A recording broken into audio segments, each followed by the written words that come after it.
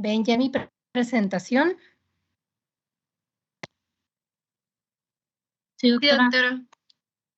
Gracias. Bueno, entonces vamos a iniciar. Solo quiero pedirles que enciendan su cámara, por favor.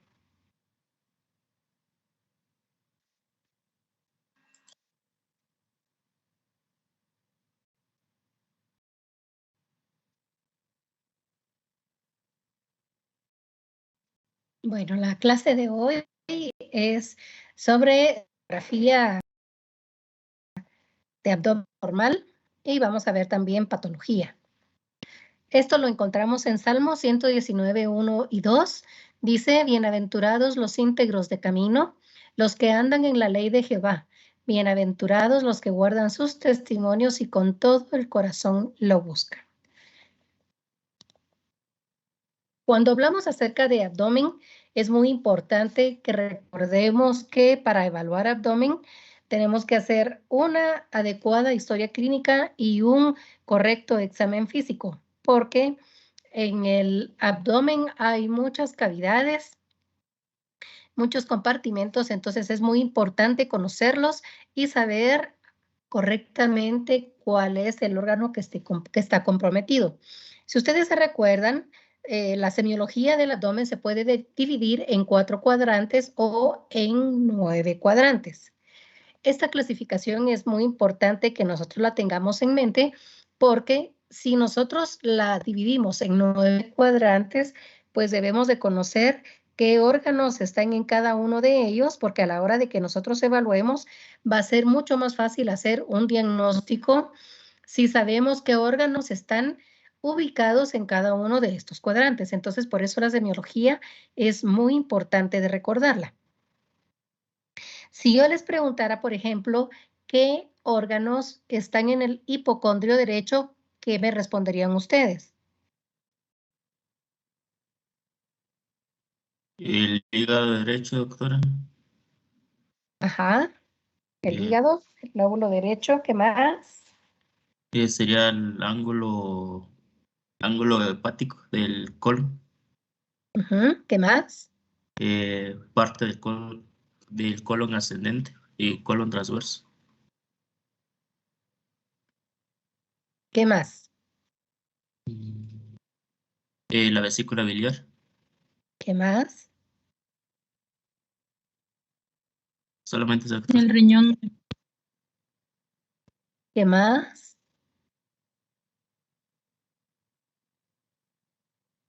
Bueno, les hago estas preguntas porque es muy importante que recordemos la semiología.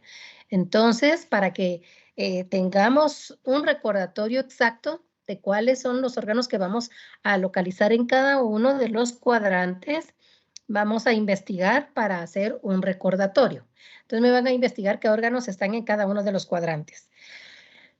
Es muy importante recordar que en la actualidad hay muchos problemas gástricos debido a que hay consumo excesivo de comida chatarra.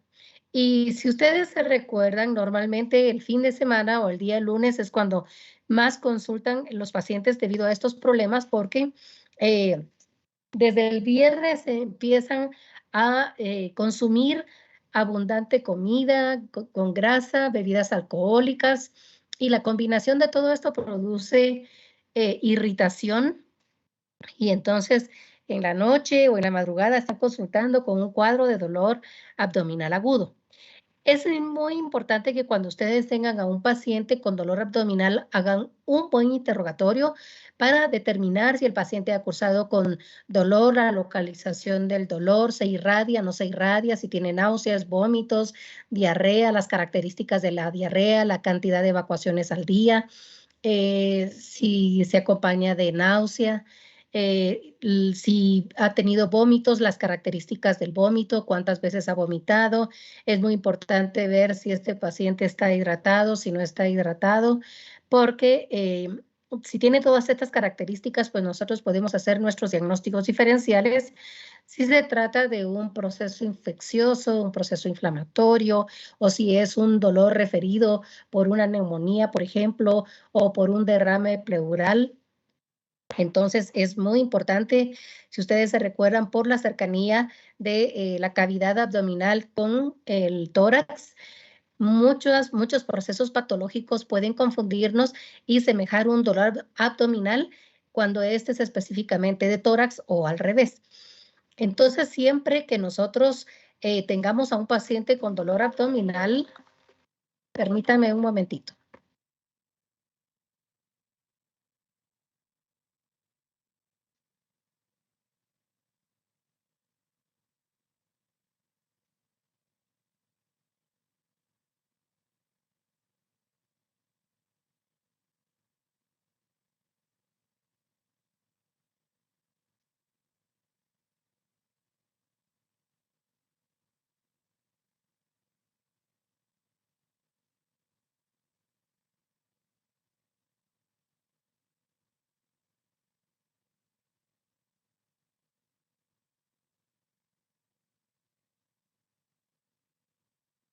Perdón, entonces les decía que es muy importante interrogar para poder hacer un diagnóstico exacto y dependiendo de lo que nosotros pensemos que esté afectando al paciente, pues ya solicitamos un método de ayuda diagnóstica. Por ejemplo, si estamos sospechando en una colelitiasis, en una litiasis renal, en una perforación de víscera hueca, en un proceso obstructivo, aquí es muy necesario solicitar una radiografía de abdomen simple. Ahora, es importante que nosotros recordemos algunos aspectos básicos. Por ejemplo, es importante recordar que el abdomen está dividido por peritoneo y sus mesos en cavidad peritoneal y su contenido, el espacio retroperitoneal, el espacio subperitoneal de la pelvis y que en el abdomen también vamos a tener huesos, músculos y órganos abdominales intraperitoneales. Todo esto es muy importante de recordar porque todo esto vamos a evaluarlo radiológicamente.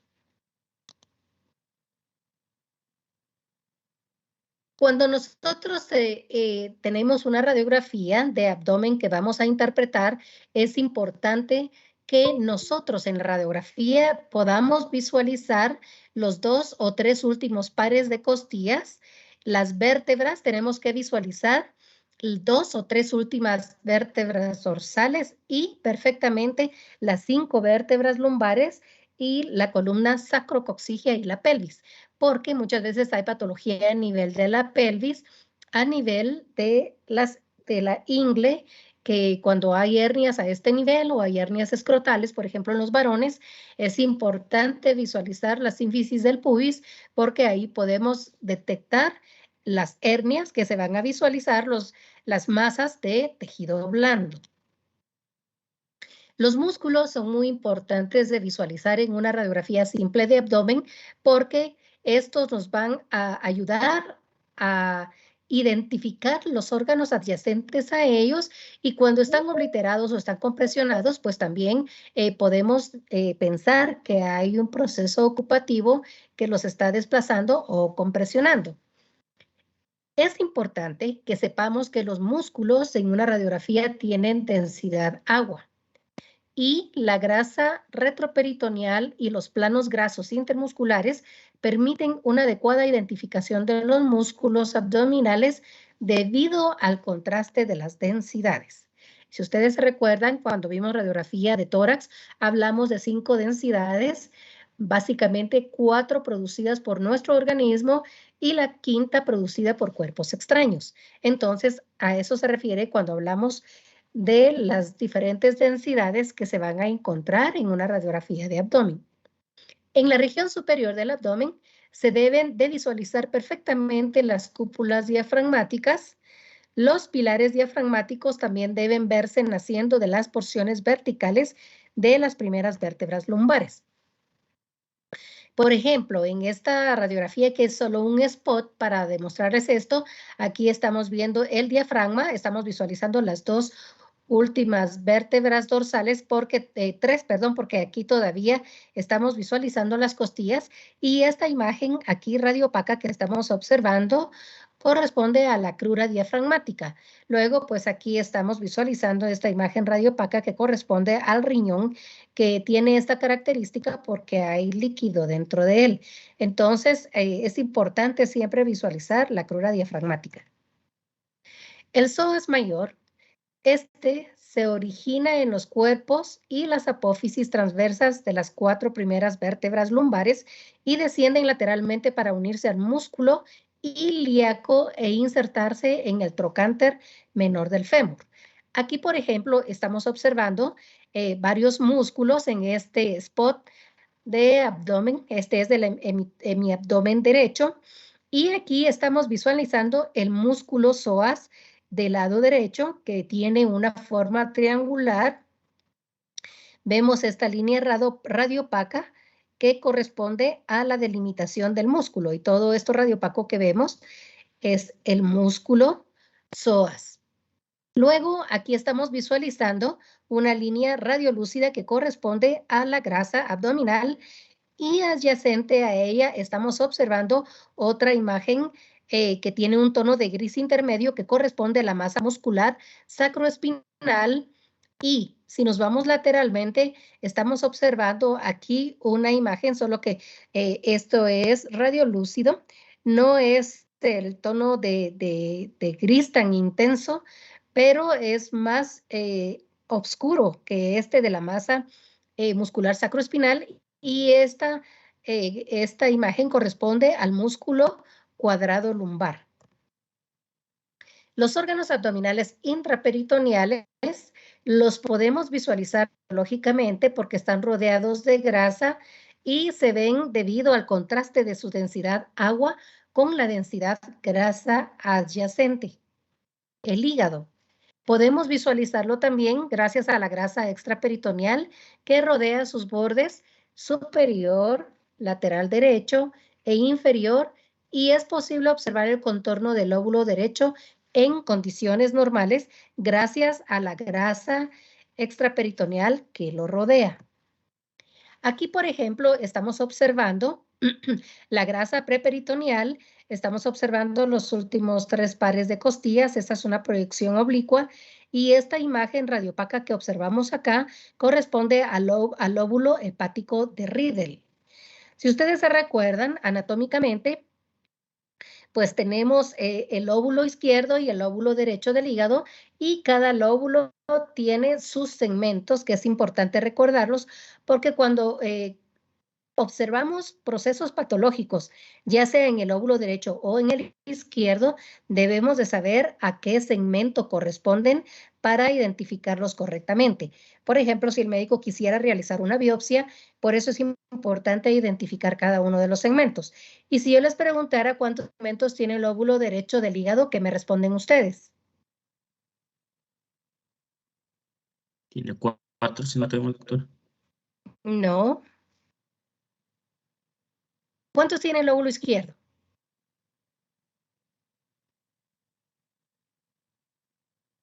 Bueno, es importante que los recordemos.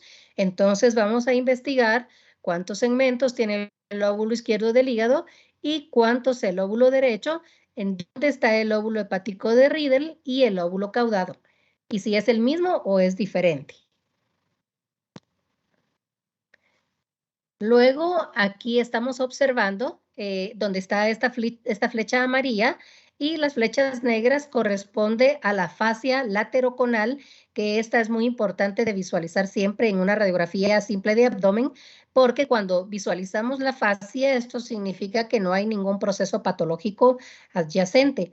Pero cuando esta está desplazada o está obliterada, significa que hay un proceso patológico que nosotros debemos identificar, que esté localizado, ya sea en una asa intestinal, que esté intra o extraluminal, o que esté en este espacio. Por ejemplo, cuando hay procesos inflamatorios, puede haber líquido a este nivel y puede compresionar y desplazar la fascia lateroconal. Ya habíamos hablado un poquito de esto, pero con respecto a los límites de la buena proyección radiológica de abdomen simple, es importante identificar los límites correctos que debe de tener una radiografía. En el aspecto superior, debemos de visualizar la línea oblicua desde la base del apéndice xifoides, tal como lo estamos observando en la parte superior de esta radiografía, hasta la apófisis transversa de T12. Y aquí estamos observando T12 porque todavía observamos la articulación con las costillas. Aquí ya empezaríamos a ver la primer vértebra lumbar, segunda, tercera, cuarta, quinta, y aquí hay una sexta, porque este paciente tiene una vértebra lumbar transicional.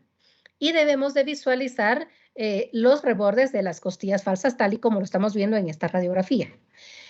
En la parte inferior, solo que esta no es una adecuada proyección, porque aquí no estamos observando la sínfisis del pubis, sí estamos observando la cresta ilíaca y tampoco visualizamos los pliegues de la ingle porque se cortó la sínfisis del pubis. Entonces, esta no es una proyección que esté bien tomada. En la parte superior está perfecta, pero en la parte inferior se cortó la sínfisis del pubis. Entonces, esto siempre hay que tomarlo en cuenta porque hay muchos signos radiológicos que nos ayudan y nos orientan para hacer un diagnóstico adecuado y preciso. Por ejemplo, les mencionaba que se pueden visualizar hernias escrotales en el varón, se pueden visualizar masas anexiales en una mujer o se pueden visualizar otros signos, por ejemplo, cuando hay fracturas a nivel de la pelvis. Hay un signo característico que el pene apunta hacia el lado donde está la fractura. Entonces, por eso es importante visualizar la parte inferior de la pelvis. Ahora, ¿cuáles son las proyecciones radiológicas básicas que nosotros debemos de solicitar cuando tenemos a un paciente ante un abdomen agudo? Pues la tradicional es la anteroposterior.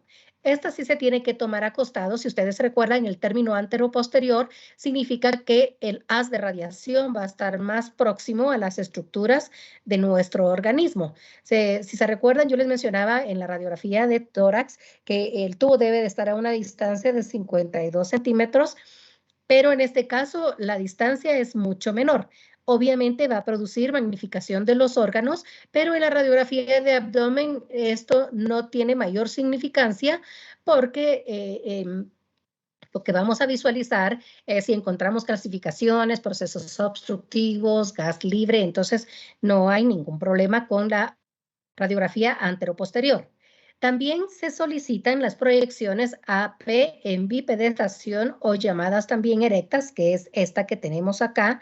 Estas básicamente nos sirven para diagnosticar con certeza un proceso obstructivo o cuando hay líquido libre en la cavidad peritoneal. Perdón, cuando hay gas libre secundario a la perforación de una visera hueca. ¿Cuál es el objetivo de esta proyección? Es que si vamos a encontrar una perforación de víscera hueca, el gas se va a alojar por debajo de los diafragmas y si es un proceso obstructivo, vamos a encontrar varios signos que nos indican que hay una obstrucción. Por ejemplo, vamos a encontrar niveles hidroaéreos, el signo de apilamiento de monedas, el signo de collar de cuenta de perlas. Y entonces es muy importante que nosotros podamos identificar todos estos signos radiológicos. Por eso es importante cuando no podemos visualizar lo que nosotros estamos sospechando en nuestro paciente con una proyección AP, complementarla con la erecta.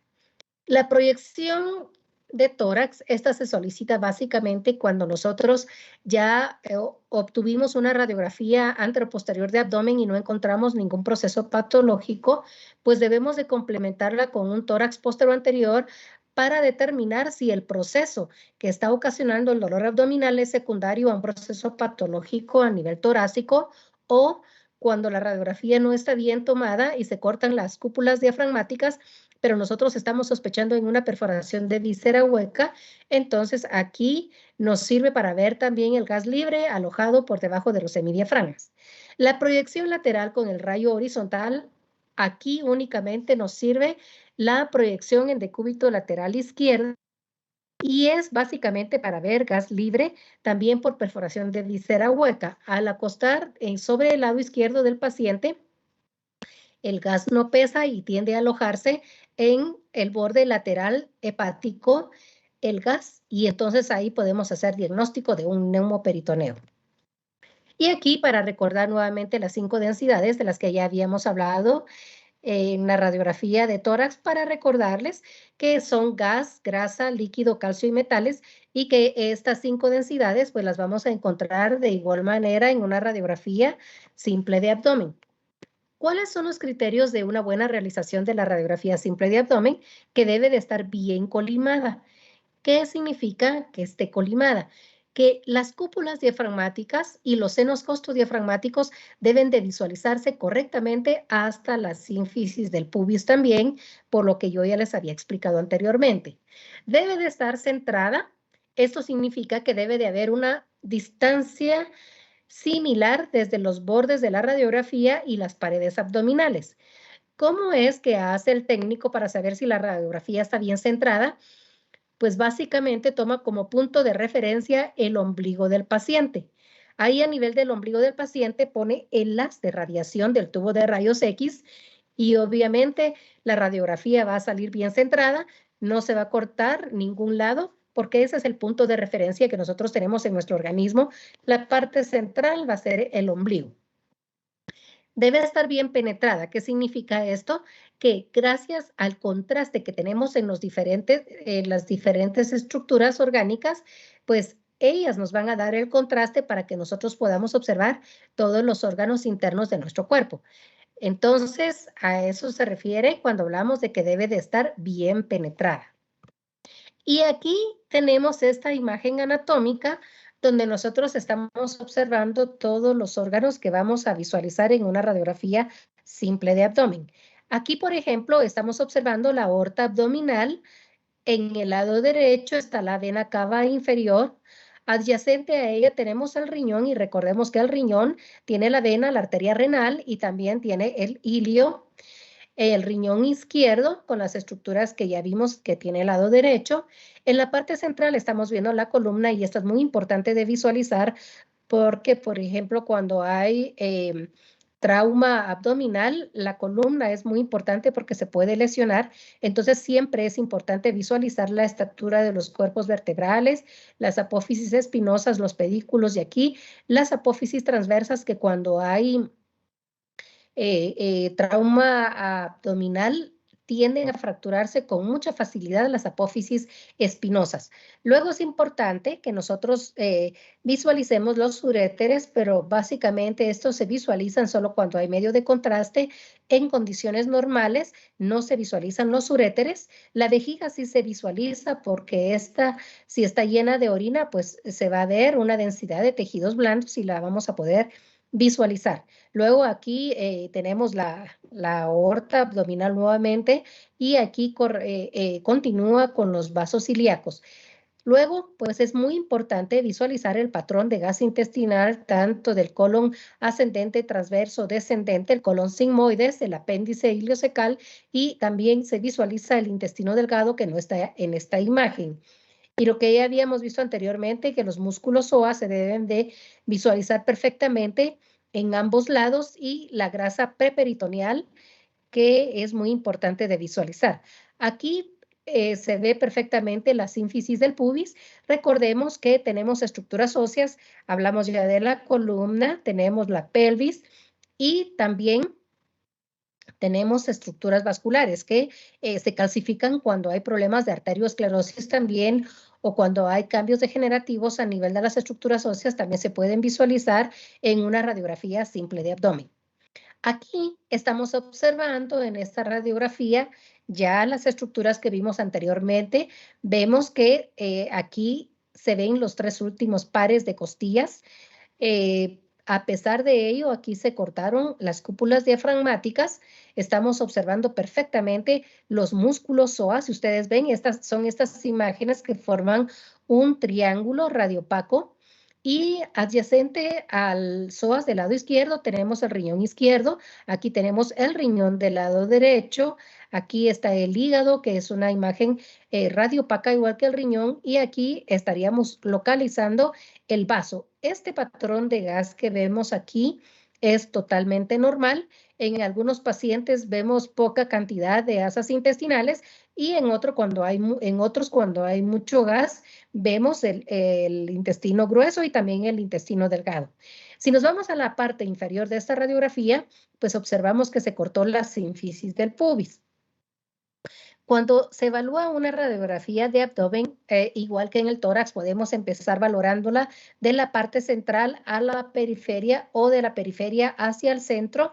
Y entonces, si empezamos desde el centro, vamos a identificar la columna observando todas sus estructuras, los músculos, psoas, los riñones, y luego vamos a ver el patrón de gas intestinal, las estructuras óseas, y en la parte inferior igual. El agujero pélvico es muy importante visualizarlo, la columna sacrococcígea y las crestas ilíacas. Entonces, hay que visualizar en conjunto toda la radiografía porque hay diferentes procesos patológicos. Recordemos que en el abdomen no solo tenemos intestinos, sino tenemos órganos huecos y macizos, tenemos estructuras óseas, músculos, tejido blando, y entonces todas estas estructuras tenemos que identificarlas porque en cada una de ellas podemos encontrar patología.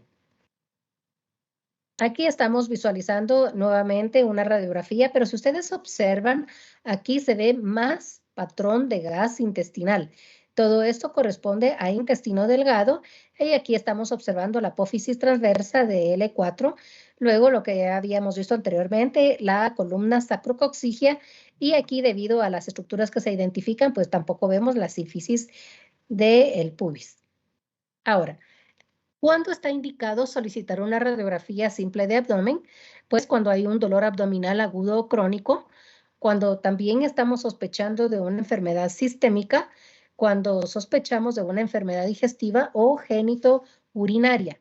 Importante recordar que está contraindicada la radiografía en los primeros 6 meses de embarazo debido a que las radiografías emiten radiación, porque es a través de un tubo que tiene electrones, protones, todo esto va a emitir radiación y por lo tanto la dosis de radiación que se utiliza es alta y en etapas tempranas, por ejemplo, en el primer trimestre de embarazo, pueden producir problemas teratogénicos en el feto cuando se utiliza constantemente el uso de la radiación. Por ejemplo, en mujeres embarazadas que son técnicas, se les permite que sí puedan seguir trabajando, pero con protección. ¿Qué significa eso? Que deben de utilizar una gabacha plomada anterior y posterior para proteger al feto.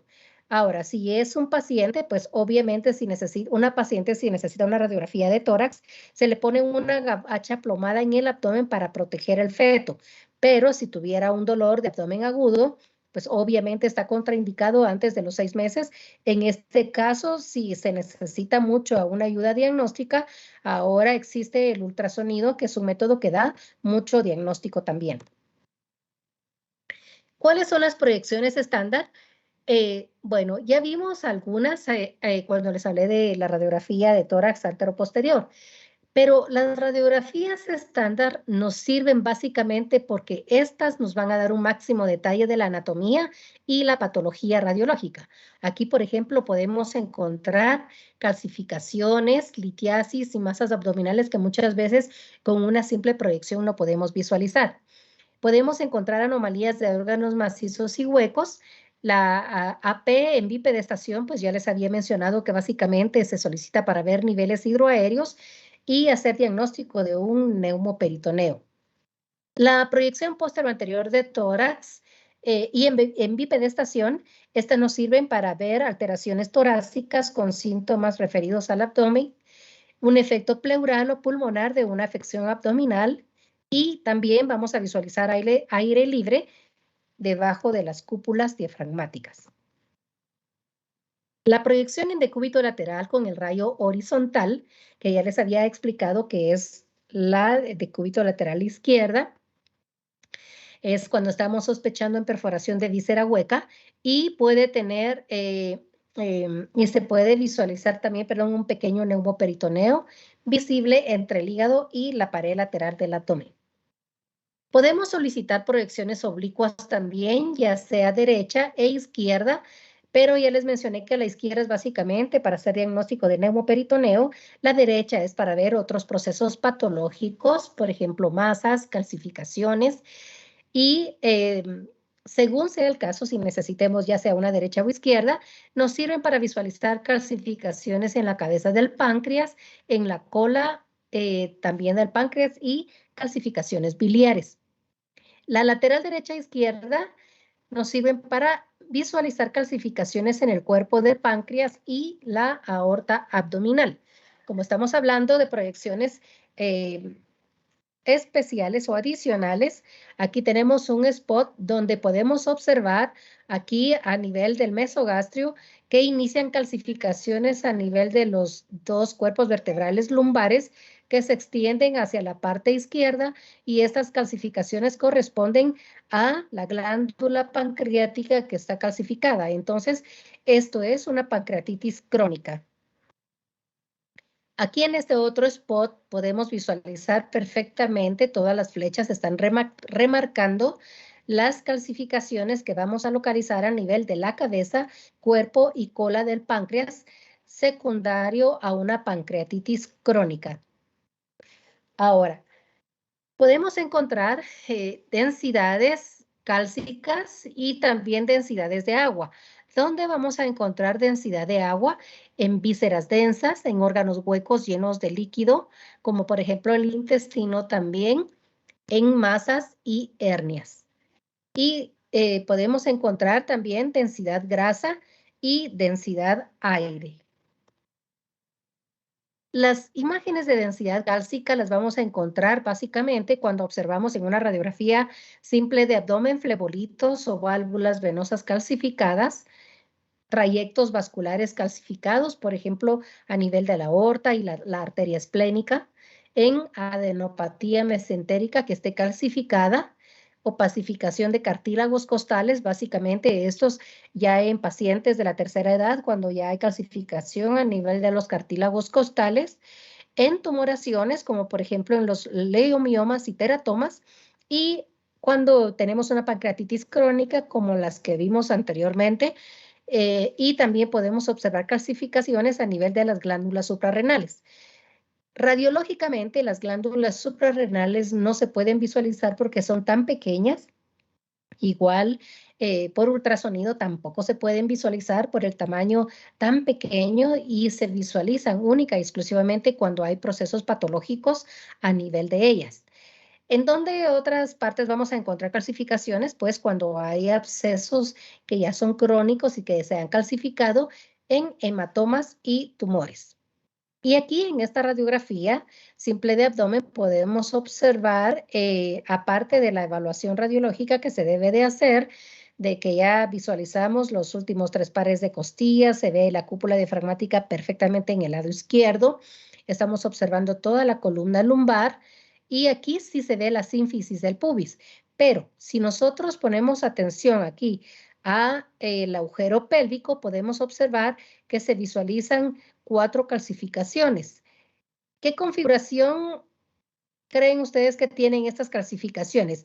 ¿O con qué estructuras lo podrían ustedes, bueno, serían semejantes a qué estructuras que ustedes conocen? ¿Qué configuración tienen estas calcificaciones?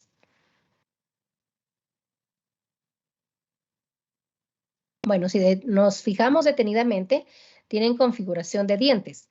Entonces, cuando encontramos en una masa calcificaciones como estas que corresponden a dientes, pueden haber otras estructuras, pelo, uñas. ¿Eso a qué corresponde? ¿A qué proceso patológico? Teratoma. Exactamente. Entonces, si ustedes observan, vemos estas calcificaciones en forma de dientes, pero hay una masa bien delimitada. Entonces, aquí hacemos diagnóstico de un teratoma. Esta radiografía corresponde a una mujer. Cuando hablamos de diferentes densidades, que estamos hablando de calcio, aquí tenemos densidad de calcio. Es radiopaco porque aquí tenemos dos medios de contraste. Tenemos aire y tenemos metal producido por el medio de contraste radiopaco. Aquí se le dio doble medio de contraste a este paciente para tener un mejor detalle de las estructuras anatómicas pueden identificar gracias a las diferentes densidades que tenemos aquí en el estómago. Si ustedes observan, el fondo es totalmente radiopaco y tiene densidad de metal gracias al medio de contraste que se alojó aquí. Aquí estamos observando el esófago porque todavía hay medio de contraste y estamos observando el cardias, la unión gastroesofágica gracias al medio de contraste. También podemos observar perfectamente aquí el cuerpo del estómago y los pliegues gástricos porque en ellos se alojó el medio de contraste. Estamos observando la curvatura mayor y aquí estamos observando la curvatura menor. Pero aquí tenemos una incisura muy prominente que corresponde a la incisura angular y luego pues gracias al doble medio de contraste podemos visualizar perfectamente el antro pilórico, el píloro, el bulbo duodenal y luego ya pasó medio de contraste a la segunda y tercera porción del duodeno. Entonces, gracias al doble medio de contraste es de que podemos identificar todas las estructuras del estómago. Aquí tenemos doble medio de contraste también, pero este es natural. Este es el fondo gástrico y es el gas normal que vamos a encontrar ahí. Y luego tenemos sulfato de bario. Aquí no se pueden visualizar los pliegues gástricos como en la imagen anterior porque solo hay sulfato de bario, no hay gas. Pero ya habíamos visualizado que todo esto corresponde a la curvatura mayor, curvatura menor. Aquí tenemos el antro pilórico, el píloro, el bulbo duodenal y la segunda, tercera porción del duodeno y vemos también ahí parte del yeyuno. Aquí estamos observando en esta serie gastroduodenal con doble medio de contraste también, estamos observando el antro pilórico, el píloro, la ampolla, el duodeno, que estamos observándolo aquí, y estamos viendo en esta área donde se ve un pequeño punto radiolúcido, esto corresponde a la papila mayor. Estas estructuras las podemos identificar gracias al doble medio de contraste que hay en esta radiografía.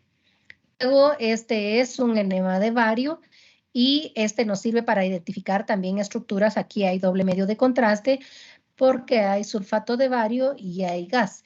Y gracias al doble medio de contraste podemos observar la unión recto-sigmoidea. Aquí estamos observando el pliegue recto transverso, la ampolla rectal, que es la que contiene todo el medio de contraste. Toda esta imagen radiopaca corresponde a la ampolla rectal. Y por último, tenemos aquí la unión anorrectal. También tenemos aquí la columna sacrocoxigia y siempre es muy importante visualizar el espacio sacrocoxigio porque muchas veces hay tumoraciones a este nivel que causan compresión y desplazamiento del colon hacia adelante, de la ampolla rectal, perdón, hacia adelante. Entonces, este espacio siempre es muy importante de visualizar. Anteriormente se hacía esto, pero ahora ya no se utiliza la inyección del medio de contraste para visualizar la vesícula biliar porque existe un método mucho mejor que nos ayuda a hacer un buen diagnóstico que es la ecografía. Pero antes cuando se inyectaba medio de contraste se podían observar perfectamente todas las estructuras gracias al metal que se le inyectaba por vía endovenosa al paciente, que era el sulfato de, perdón, por vía oral el sulfato de bario y por vía endovenosa pues se administra también medio de contraste no yodado. Aquí estamos observando esta imagen radiopaca que corresponde al conducto hepático común. Aquí vemos el colédoco, esta imagen radiopaca Todo esto corresponde al colédoco. Y aquí vemos una imagen radiopaca porque el medio de contraste ya pasó al duodeno.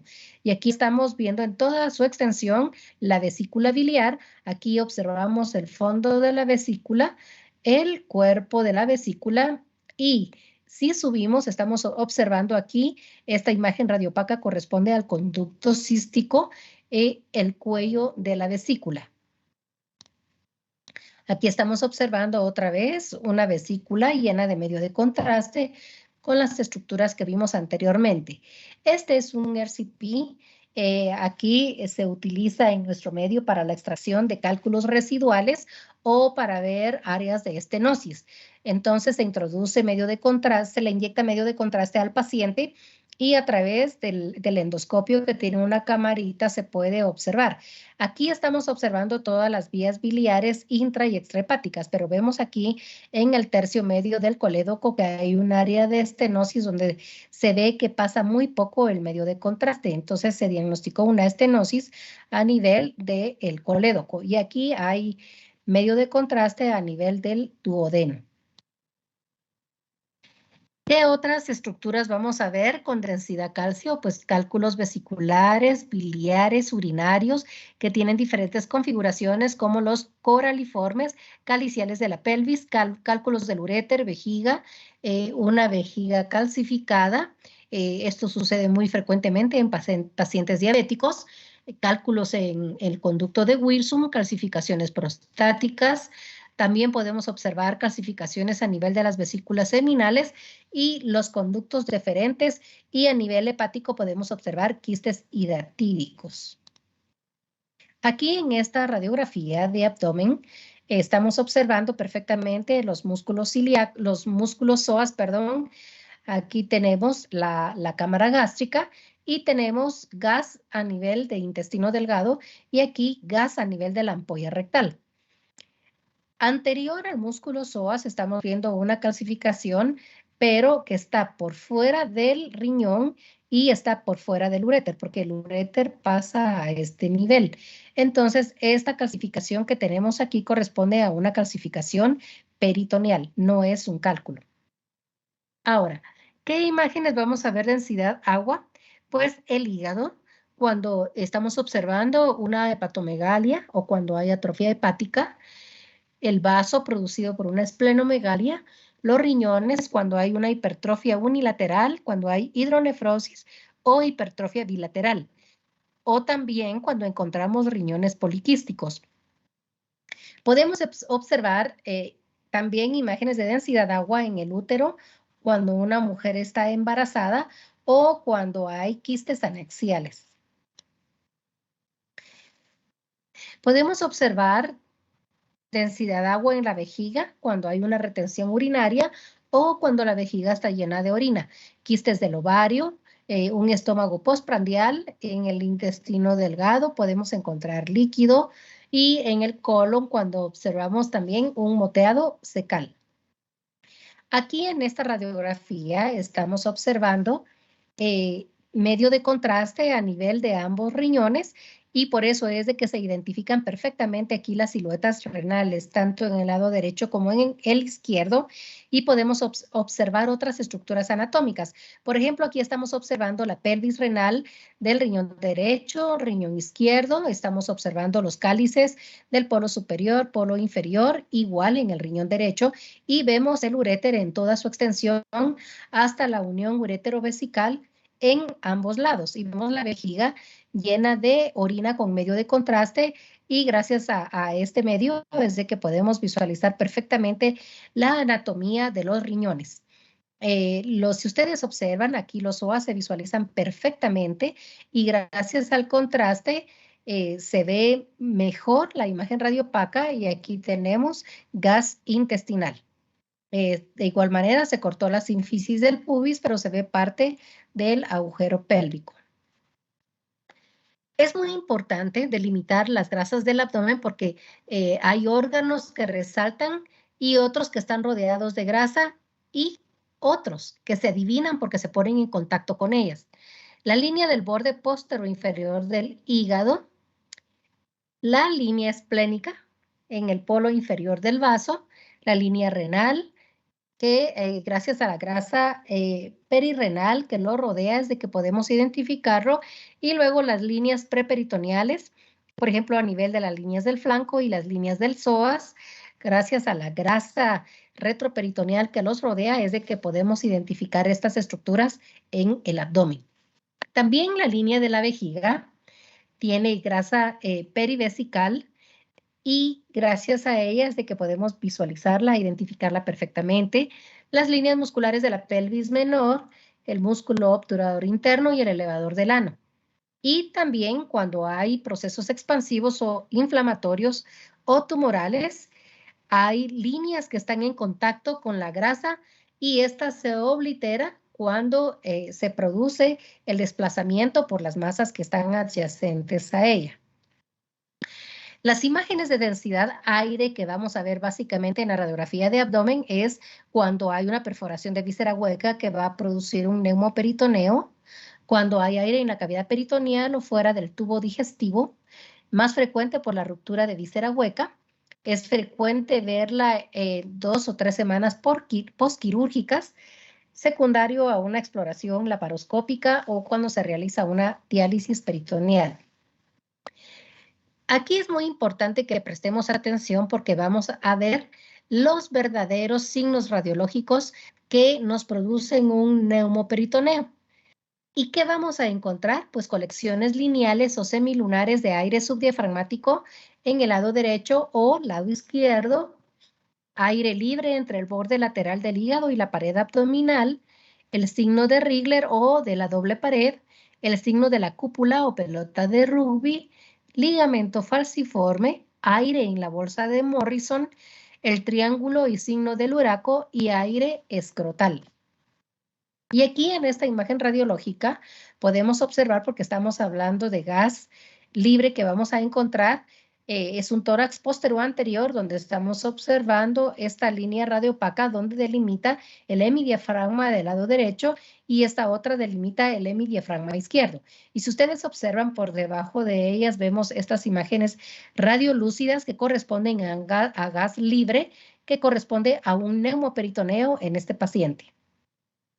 Aquí estamos observando una imagen donde vemos una línea bien delimitada, radiopaca, y en el abdomen se ve como un tono de gris intermedio, se ve como sucia esta radiografía, y esto es el signo de la pelota de rugby, es secundario a un neumoperitoneo en un niño. El neumoperitoneo en un niño tiene la característica de esto, del signo de la pelota de rugby, no se ve el gas libre por debajo de las cúpulas como en el adulto. Entonces hay que saber identificar el neumoperitoneo en un niño y en un adulto. Ahora, hay signos que no corresponden a gas libre que podemos encontrar en una radiografía y que debemos de conocerlos porque si no fácilmente podemos confundirnos. Y estos son los signos de un pseudo neumoperitoneo, o sea, un falso neumoperitoneo. Vamos a encontrar superposición de asas intestinales, el signo de Chilaiditi, que no es nada más que la interposición del colon entre el hígado y el diafragma. Es la interposición hepatodiafragmática del colon, tejido adiposo subdiafragmático, interposición de grasa epiploica entre el hígado y el diafragma, una hernia diafragmática y aire entre el espacio pararenal anterior y posterior. Y aquí estamos visualizando el signo de Chilaiditi. Esto no es gas libre. Bueno, primero es muy importante explicarles que cuando nosotros vemos radiológicamente intestino delgado e intestino grueso, hay ciertos aspectos anatómicos que los van a diferenciar. Por ejemplo, si yo les pregunto a ustedes qué estructuras anatómicas diferencian el colon del intestino delgado, ¿qué me responden ustedes? Las austras y las tenias colónicas. Las austras y qué? Las tenias. ¿Las austras a qué corresponden?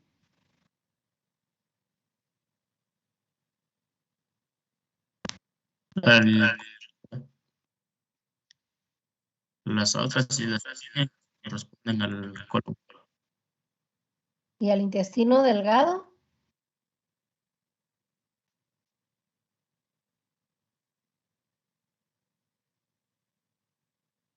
Bueno, pues lo van a investigar. Pero aquí estamos observando colon. ¿Por qué? Porque tiene austras, lo que ustedes dijeron. Estas imágenes radiopacas que vemos aquí corresponden a las austras. Entonces, este es colon. ¿Qué sucede? Que se produce una atrofia hepática y el espacio que queda entre la pared lateral y el hemidiafragma es ocupado por el colon, por la flexura hepática del colon. Entonces, la interposición del colon entre el espacio de la pared lateral y el borde hepático es lo que se llama el signo de Chilaiditi. Y aquí está la tomografía para demostrarles que aquí está, este es el tórax, estamos viendo el diafragma, el borde hepático derecho, y entre el borde hepático y la pared lateral está el colon. Aquí vemos el gas que está dentro del intestino. Entonces, es la flexura hepática del colon la que se interpuso aquí, y eso es el signo de Chilaiditi. ¿Alguna duda hasta dónde vamos? Bueno, vamos a pasar entonces. Aquí tenemos una radiografía simple de abdomen donde estamos visualizando marcada dilatación de la cámara gástrica y hay marcada dilatación del intestino. ¿Qué intestino sería este? ¿Intestino grueso o intestino delgado? Intestino delgado, doctora. Intestino grueso. A ver, ¿quién dijo intestino delgado? Tiene que defender por qué dijo que era intestino delgado. ¿Qué diferencia al delgado del grueso?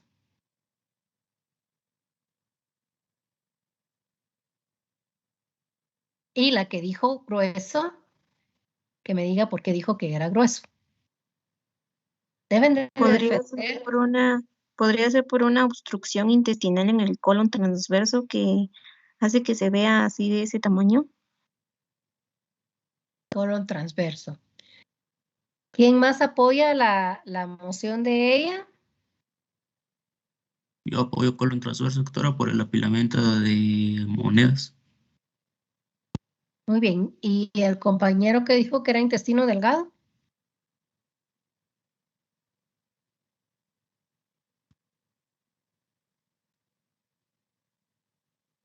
Bueno, aquí hay marcada dilatación de intestino delgado. ¿Por qué? Porque estamos viendo las válvulas conniventes, que las válvulas conniventes son las que van a diferenciar al intestino grueso del delgado. Esto corresponde a intestino delgado, que está sumamente dilatado, y el colon está aquí, atrás del intestino delgado, que apenas si se logra visualizar porque está tan dilatado el intestino delgado que se sobrepone. Entonces hay un proceso obstructivo del intestino delgado con marcada dilatación de la cámara gástrica. Aquí estamos viendo la radiografía anterior con las calcificaciones que corresponden a un teratoma. Y aquí estamos observando pliegues gástricos. Esto corresponde a la burbuja de la cámara gástrica. Aquí hay moteado cecal. Aquí estamos visualizando el colon descendente, colon ascendente y parte del colon transverso. Y aquí estamos observando intestino delgado. Esta es una proyección oblicua porque se necesitaba saber si estas calcificaciones correspondían al riñón o eran peritoneales. Y por eso se solicitó la proyección oblicua y estas calcificaciones son de origen peritoneal. No corresponden al riñón izquierdo. Aquí estamos observando esta radiografía y ustedes me dirán, ¿será una adecuada proyección? ¿Estará bien penetrada o no?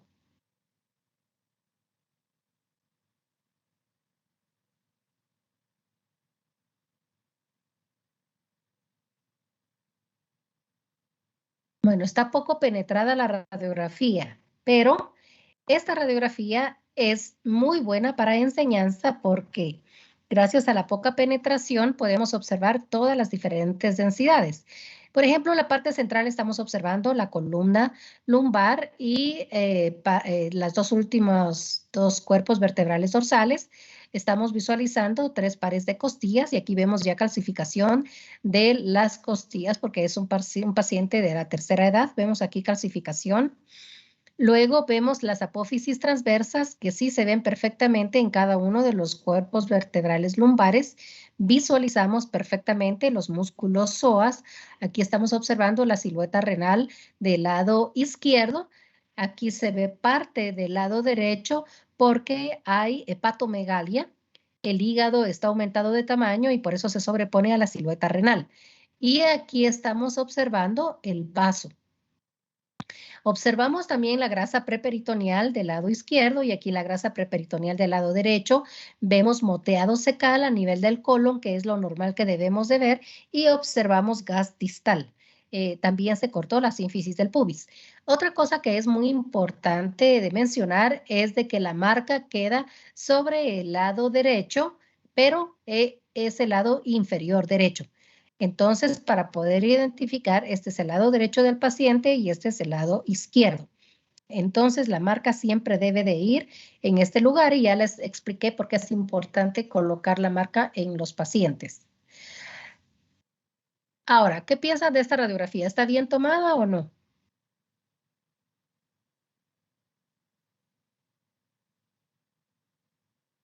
Está poco penetrada, igual que la anterior, pero nos sirve para identificar precisamente el proceso patológico. Aquí estamos observando también hepatomegalia, está ocasionando desplazamiento y compresión de las asas de intestino hacia la línea media debido al agrandamiento hepático. Aquí hay más gas intestinal, por eso no se puede diferenciar la silueta renal, pero vemos perfectamente la columna, los músculos psoas se visualizan adecuadamente, la sínfisis del pubis, el agujero pélvico se ve en su totalidad, tenemos gas distal, que esto es muy importante de visualizar siempre cuando hay procesos obstructivos, no vemos gas distal. Luego, la grasa preperitoneal, que se logra visualizar perfectamente. Entonces, gracias al poco contraste, podemos visualizar el hígado y hacer diagnóstico de una esplenomegalia. Aquí tenemos dos imágenes radiológicas. Aquí dentro del círculo amarillo, pues estamos localizando esta imagen radiopaca que se ve mucho mejor porque aquí se inyectó medio de contraste y entonces podemos observar perfectamente el cálculo que está a nivel de la pelvis renal derecha y está ocasionando un proceso obstructivo parcial. Produce hidronefrosis, si ustedes ven, hay dilatación de los cálices, que si los comparamos con el lado izquierdo, ese es el grosor normal que deberían de tener los cálices. Decimos que es un proceso obstructivo parcial porque sí pasó el medio de contraste a través del uréter. Vemos todo el trayecto del uréter derecho, el uréter izquierdo, y vemos orina a nivel de la vejiga. Aquí en este círculo estamos identificando estas calcificaciones y por la localización corresponden a cálculos a nivel del riñón del lado derecho, un patrón de gas intestinal totalmente normal. Aquí estamos observando este cálculo que tiene configuración en cuerno de alce que está localizado en el riñón del lado izquierdo, está obstruyendo aquí está localizado, perdón, en toda la pelvis, entonces por eso asumimos de que hay un proceso obstructivo total y que aquí ya no va a pasar medio de contraste a través del uréter. Estamos observando una calcificación aquí en el polo superior del riñón del lado derecho y es secundario a un cálculo renal.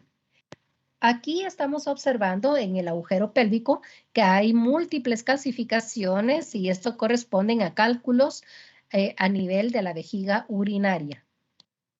Y luego estamos observando en este spot de una radiografía simple de abdomen múltiples imágenes radiopacas que corresponden a cálculos a nivel de la vesícula biliar. Así es como se ven radiológicamente. Y aquí estamos observando una calcificación. Si ustedes observan, aquí está la silueta renal, está por fuera del polo superior y está adyacente a la apófisis transversa de L2. Esta es una calcificación peritoneal. Pero si bajamos al agujero pélvico, observamos aquí una imagen radiopaca y esto corresponde a una T de cobre.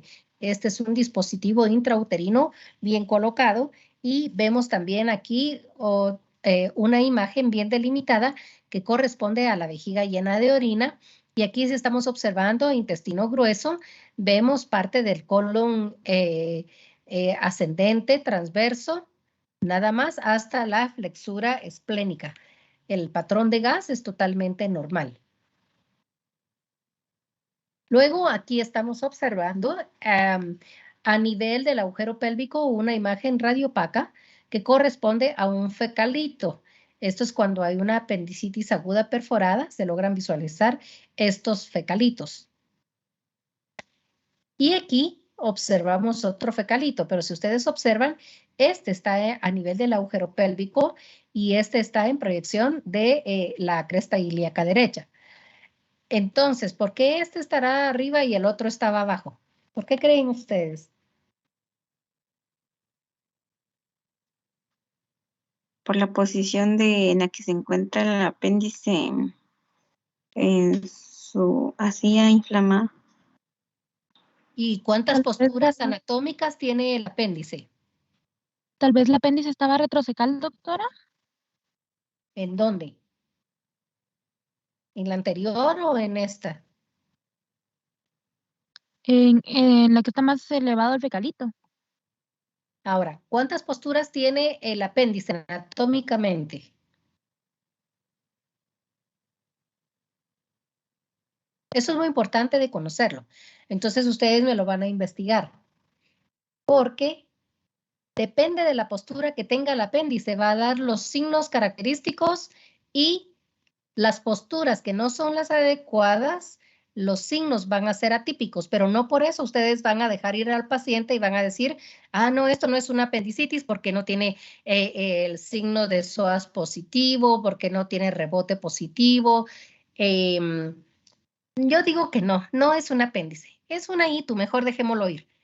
Si no conocemos las posturas del apéndice y sabemos que las que tienen que conocer el porcentaje de cada una de ellas y saber cuál es la que sí produce los signos característicos y los 4 que no.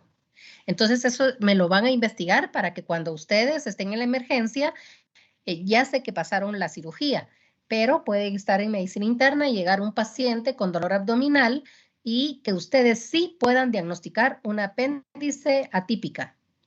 Luego tenemos aquí otra imagen radiopaca en proyección de la cresta ilíaca derecha y esto corresponde también a un fecalito.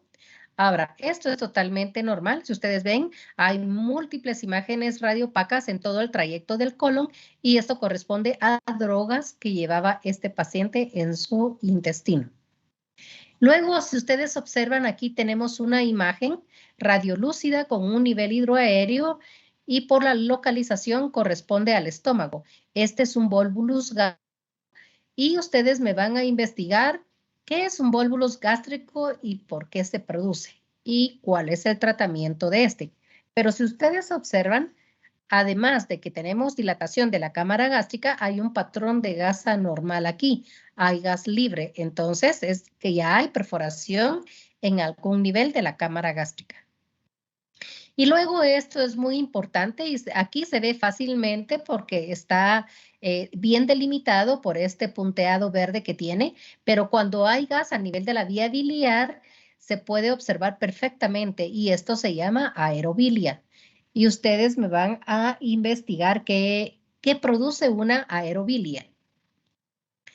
Aquí estamos observando marcada dilatación del intestino grueso. Aquí vemos asas de intestino delgado que tienen un patrón normal, pero vean cómo está dilatado el intestino grueso y no hay gas distal. Esta es una obstrucción del intestino grueso.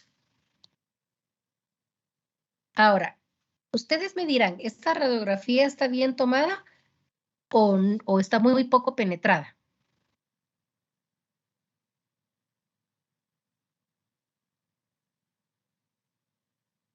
Está bien tomada. ¿Qué sucede?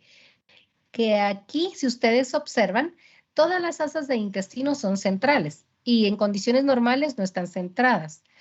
Esto es una imagen en vidrio despulido o vidrio deslustrado secundario a una ascitis. Aquí hay líquido en la cavidad peritoneal y es por eso que da la configuración de que fuera una radiografía mal tomada. Pero la característica de cuando hay ascitis en la cavidad peritoneal es de que por la cantidad de líquido que hay en la cavidad, las asas de intestino se van a poner en la parte central del abdomen. Y aquí estamos observando una imagen radiolúcida donde vemos marcada dilatación del intestino. Este es un volvulus del sigmoides que produce el característico signo de grano de café. Aquí estamos observando nuevamente intestino grueso que está marcadamente dilatado, no hay gas distal, y aquí hay un proceso obstructivo intestinal, pero es de intestino grueso. Además de eso, si ustedes observan la columna lumbar, vemos que hay cambios ya degenerativos en todo el trayecto de la columna porque hay formación de osteofitos y desmofitos y formación de puentes óseos ya.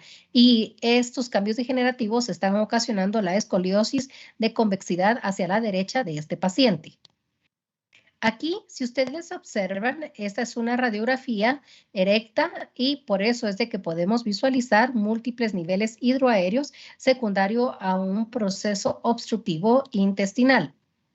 En esta radiografía, si ustedes observan, además de la dilatación de la cámara gástrica que hay, vemos marcada dilatación del intestino delgado y además de ello, estamos observando gas libre.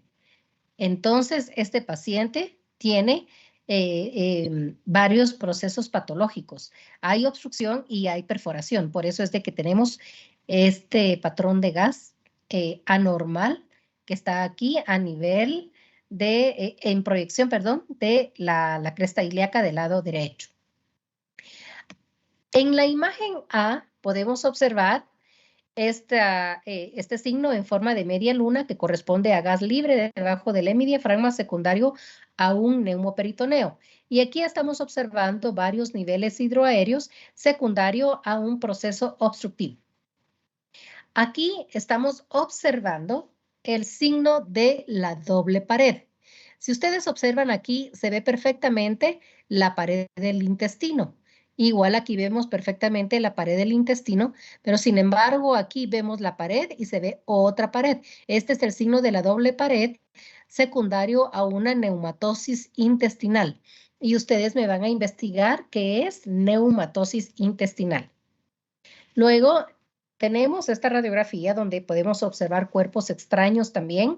Y aquí vemos este paciente era dueño de ganado y querían robarle su ganado. Entraron varios ladrones, él sacó una pistola, se la quitaron, lo agarraron y le introdujeron el arma a nivel del recto.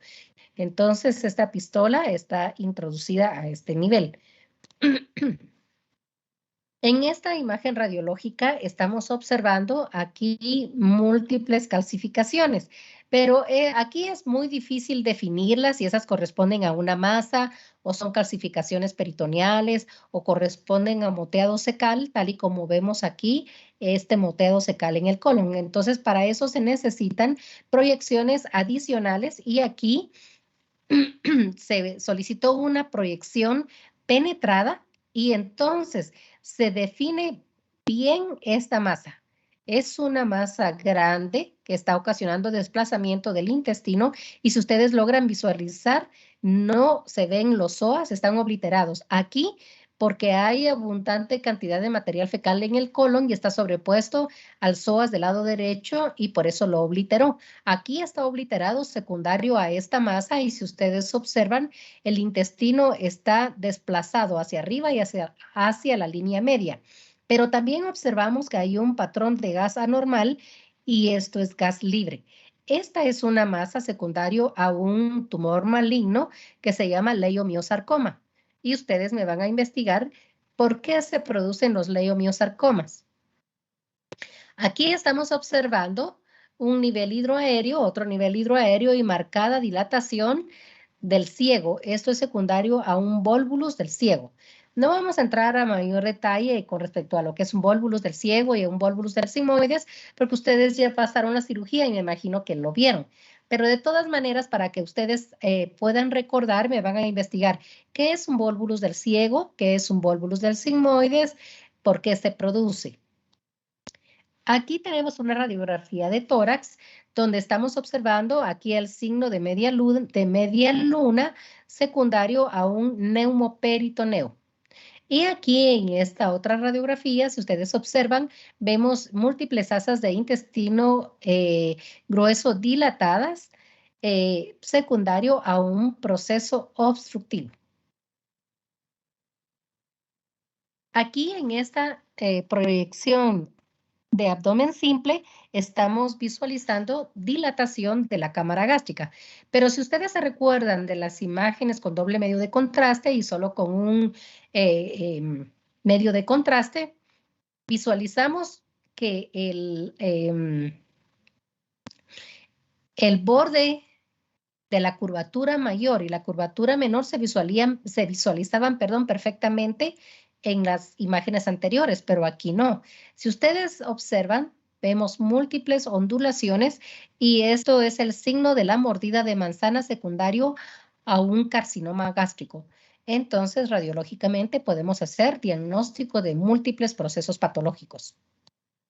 Aquí, en esta otra imagen, podemos observar múltiples niveles hidroaéreos y aquí estamos observando el signo de collar de perlas, niveles hidroaéreos y aquí, si ustedes observan, hay un patrón de gas anormal también.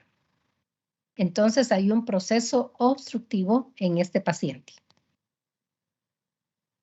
Aquí ustedes pueden observar gas a nivel del intestino, que ese es un patrón normal, pero aquí hay una imagen radiopaca secundario a un cálculo que se enclavó a nivel del yeyuno y esto se llama hilio biliar.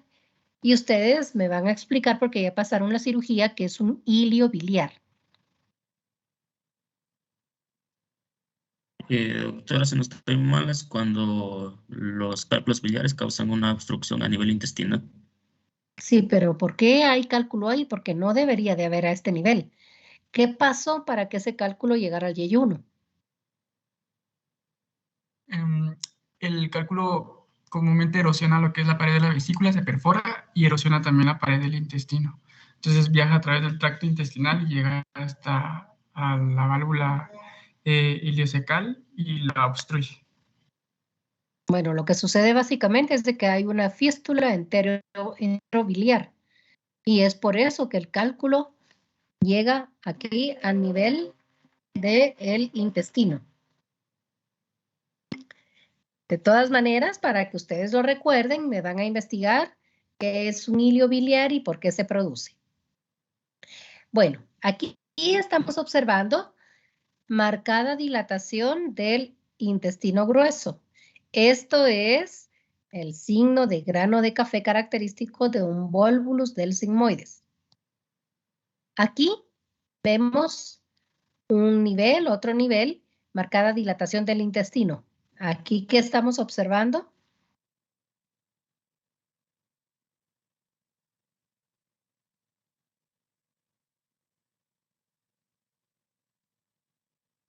Volvulus del sigmoides. Aquí vemos marcada dilatación también del intestino grueso, solo que este tiene una configuración distinta a este, pero también corresponde a un volvulus del sigmoides. Este es otro proceso patológico distinto del intestino. Si ustedes observan, este es el intestino grueso, colon transverso. Vean, perdió su configuración normal. No podemos visualizar las austras. El calibre de su luz disminuyó y se volvió irregular. Aquí el colon ascendente se ve exactamente igual y el colon descendente empieza a sufrir el mismo proceso patológico. Esto es secundario a una colitis ulcerosa grave. Y ustedes me van a investigar por qué se produce una colitis ulcerosa grave. Aquí estamos observando marcada dilatación del colon transverso secundario a un megacolon tóxico. Y ustedes me van a investigar qué es un megacolon tóxico y por qué se produce. Esta es una radiografía de una paciente que consultó por dolor a nivel de la fosa renal derecha y se sospechaba en que tuviera una litiasis renal derecha. Se le solicitó un pielograma por vía endovenosa y vemos que los cálices y la pelvis renal son normales, tanto en el lado derecho como en el izquierdo. El trayecto de los uréteres de un grosor totalmente normal, la vejiga llena de orina, pero vemos una imagen radiolúcida con varias áreas radiopacas en su interior y esto corresponde a un proceso obstructivo secundario a ascaris lumbricoides. Todas estas imágenes radiopacas que ustedes ven aquí son ascaris que obstruyeron el intestino. Entonces hay un proceso obstructivo por apelotonamiento de ascaris lumbricoides.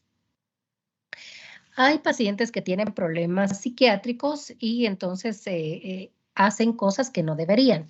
Este paciente tuvo relaciones con una botella, pero el problema es de que hizo un fenómeno de vacío a nivel de la boquilla y lo succionó el recto y se fue directo al intestino. Afortunadamente la botella quedó intacta y si hubiera estallado, imagínense qué hubiera producido.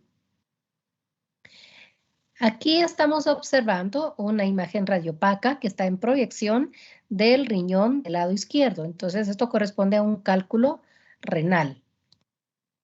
Aquí estamos observando un cálculo en configuración de cuerno de alce que está localizado a nivel del riñón del lado derecho. ¿Vamos bien hasta ahí? ¿O tienen alguna duda o pregunta? Bueno, si no, continuamos. Esto era lo que yo les decía cuando sospechamos de un neumoperitoneo. Cuando en una radiografía simple no vemos el gas libre, pero nosotros estamos seguros de que nuestro diagnóstico es un neumoperitoneo que no logramos identificar con un abdomen anteroposterior ni con un abdomen erecto, entonces tomamos esta proyección en decúbito lateral izquierda y el gas se aloja entre el borde hepático y la pared lateral. Y entonces confirmamos el diagnóstico de un neumoperitoneo. En esta otra imagen observamos que hay un nivel hidroaéreo, hay aquí otros niveles hidroaéreos, hay el signo de apilamiento de monedas también, secundario a un proceso obstructivo intestinal. Y aquí tenemos en esta radiografía la historia de una paciente que de igual manera consultó por dolor a nivel de la fosa renal derecha y dolor suprapúbico. Se estaba sospechando en un cálculo y se le pidió un pielograma por vía endovenosa y si observamos la pelvis y los cálices del lado derecho con el lado izquierdo, estos están sumamente dilatados, igual que todo el trayecto ureteral está dilatado si lo comparamos con el lado izquierdo, que es sano. Y aquí es muy difícil visualizar en esta proyección, pero podemos visualizar una saculación aquí a nivel de la vejiga. Se le tomó este spot y aquí tenemos una imagen radiopaca en configuración de cabeza de cobra y esto es secundario a un ureterocele que es el responsable de la hidronefrosis de esta paciente. Y ustedes me van a investigar qué es un ureterocele y los grados de ureteroceles que hay. Hay otro tipo de anomalías renales, por ejemplo, aquí estamos observando un doble sistema colector. Vemos aquí una pelvis renal que corresponde al polo superior y otra al polo inferior y tenemos dos uréteres porque cada pelvis tiene su uréter. Y cuando se unen en Y, en el tercio medio, no hay ningún problema. Pero cuando se unen separadamente, uno inserta ectópicamente y esta puede ser causa de infecciones urinarias frecuentes. Esta es la radiografía del paciente anterior, donde vemos el doble sistema colector y aquí se une en Y. Y entonces ya se inserta el uréter en la unión uretero-vesical normal. Entonces no produce ningún problema, esto no produce ningún dolor y es un hallazgo incidental. Aquí tenemos otro sistema, otro doble sistema colector, solo que del lado izquierdo y de igual manera que el anterior se une en Y en el tercio medio, entonces no hay ningún problema. Aquí, si ustedes observan, hay marcada dilatación de la pelvis y de los cálices del riñón del lado izquierdo. Si comparamos con el lado derecho, este es normal, pero aquí es secundario a que hay un cálculo en el tercio medio del uréter, que es el que está produciendo la obstrucción y por eso hay marcada dilatación de sus sistemas colectores. Aquí se ve mucho mejor el cálculo, ya no pasó el medio de contraste hacia el extremo distal del uréter debido a que está produciendo una obstrucción total. Y aquí estamos observando desplazamiento del corazón hacia el lado derecho y aquí da la apariencia de que esta fuera burbuja de la cámara gástrica y aquí hubieran asas de intestino que se introdujeron en la cavidad torácica. Se le pidió una proyección lateral y vemos la marcada elevación del hemidiafragma izquierdo y se visualizan múltiples asas de intestino que están metidas en la cavidad torácica. Esto es secundario a una hernia diafragmática. Eso era lo que se pensaba al inicio. Entonces hay que tener mucho cuidado cuando uno observa estas imágenes porque aquí da la apariencia de que fuera una hernia diafragmática. En esta proyección lateral también, pero uno se queda con duda si realmente es solo una hernia o hay algo más en este paciente. Este paciente únicamente consultó por dolor torácico, sin historia de fiebre, ni tos, ni dolor abdominal. Y entonces se le hizo una serie gastrointestinal y si ustedes observan, vean hasta dónde está el fondo de la cámara gástrica. Esto no es normal. El fondo de la cámara gástrica no debería de estar aquí. Si recordamos las imágenes anteriores donde vimos con doble medio de contraste en dónde estaba el fondo y vean aquí en esta proyección dónde está. Esta lateral nos muestra que lo que estábamos viendo que estaba introducido en la cavidad torácica no era más que la cámara gástrica y aquí hay una inversión de la cámara gástrica. Pero si ustedes observan, todas las asas de intestino están juntitas, están centrales. Entonces, este paciente, esta es una proyección anteroposterior donde vemos que está hacia abajo el fondo gástrico y vemos aquí cómo las asas de intestino delgadas son centrales. Esa no es la distribución normal. Entonces, este paciente tiene anomalías gastrointestinales, tiene inversión de la cámara gástrica con también hay una anomalía intestinal que es malrotación del intestino. Y aquí en esta imagen, si ustedes son cuidadosos, observarán que tenemos tanto asas de intestino grueso como asas de intestino delgado dilatadas. Aquí no hay un proceso obstructivo. Este es un hilio adinámico y la característica del hilio adinámico es de que vamos a encontrar dilatación de asas de intestino grueso y delgadas dilatadas. Entonces, ¿qué hacer? Pues investigar qué produjo el hilio adinámico y darle el tratamiento correspondiente. Aquí, si ustedes observan, tenemos marcada dilatación del hemidiafragma izquierdo.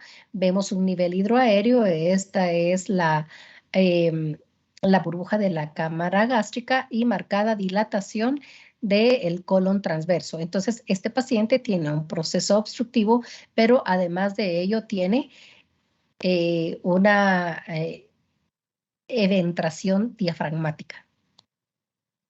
Y este es un paciente que consultó por dolor abdominal y vómitos.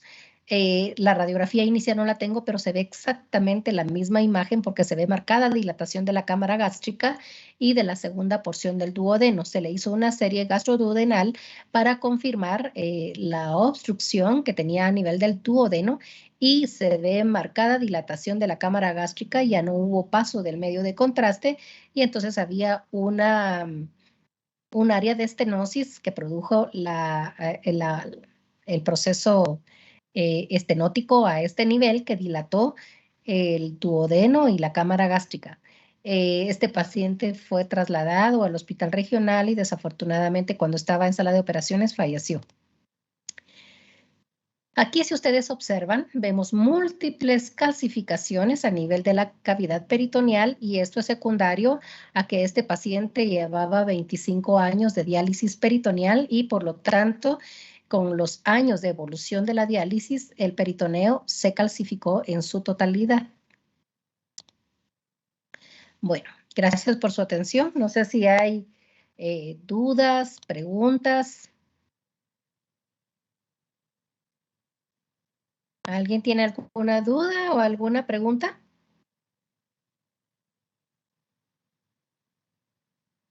Todo quedó claro.